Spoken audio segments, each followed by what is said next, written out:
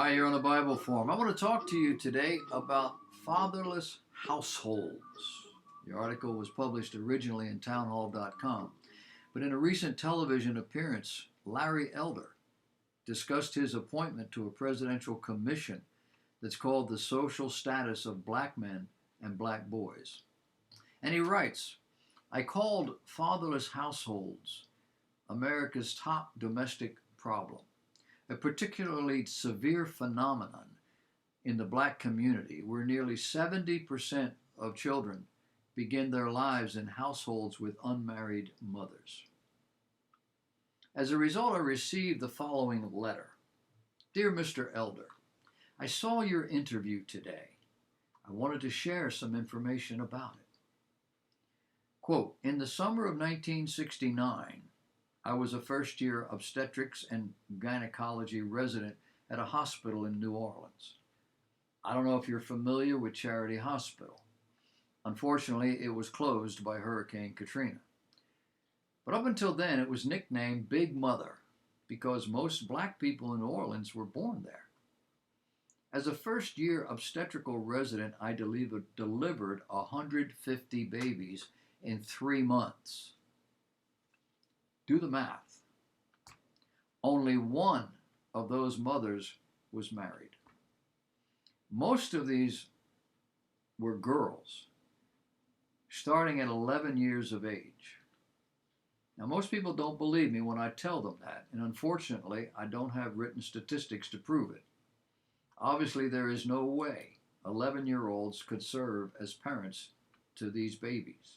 Grandparents tried to do the best they could, but they were often too busy working to provide for the extended family. These little girls quickly learned, or they were taught, maybe taught by each other, that having babies brought checks from the Aid to Dependent Children's program in the state of Louisiana. They learned that if they needed more money, they simply had to bear another child. The problem with the ADC program was that these young mothers were denied the check if the father of the child lived with them. And of course, this never made any sense to me. Still, that was the rule. She goes on. A public health physician at Tulane Medical School, Dr. Joseph Beasley, recognized the problem and tried to do something about it. He worked out an arrangement with the heads of the OBGYN departments at Tulane and LSU medical schools to set up a free clinic. We residents manned the clinic. We did free examinations, free sexual counseling. Many of these mothers did not know where these babies came from. 20th century, 1960s, 70s, 12, 13, 14, 15, 16-year-old girls. They don't know where the baby came from. We prescribed birth control pills, inserted IUDs, and all the rest of it. The program proved to be a huge success. And it continued until a group of black ministers shut it down. After 6 weeks, they shut it down, claiming we were committing genocide. Preventing children is not the same as killing them. Genocide is destroying a race, a genus. They weren't doing that. Larry Elder comes back to say this problem is not confined to the black community. In 2006, the Manhattan Institute published a piece in their quarterly magazine called City Journal by Heather McDonald, and the title of it was Hispanic Family Values, with a question mark.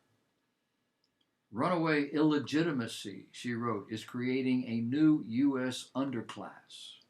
Hispanic women have the highest unmarried birth rate in the country, over 3 times that of whites and Asians, and nearly 1.5 times that of black women, according to the Centers for Disease Control. 45% of all Hispanic births occur outside of marriage, compared with 24% of white births and 15% of Asian births. The only percentage that exceeds that is the black out-of-wed births at 68%.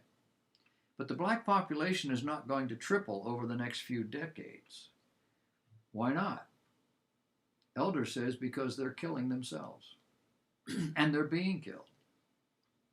They're killing themselves with diet or the lack thereof, drugs, sex, gang fights, alcohol, and all that these things bring. The problem, McDonald wrote, is worse among some subgroups. The rate of childbirth for Mexican teenagers, who come from by far the largest and fastest growing immigrant population, greatly outstrips every other group. The Mexican teen birth is 93 births for every 1,000 girls, compared with 27 births for every 1,000 white girls, 17 births for every 1,000 Asian, 65 births for every 1,000 black girls. To put these numbers into international perspective, Japan's teen birth rate is 3.9. Italy's is 6.9. France, 10 for every 1,000 teenage girls. Even though the outsized U.S. teen birth rate is dropping, it continues to inflict unnecessary costs on the country, to which Hispanics contribute disproportionately.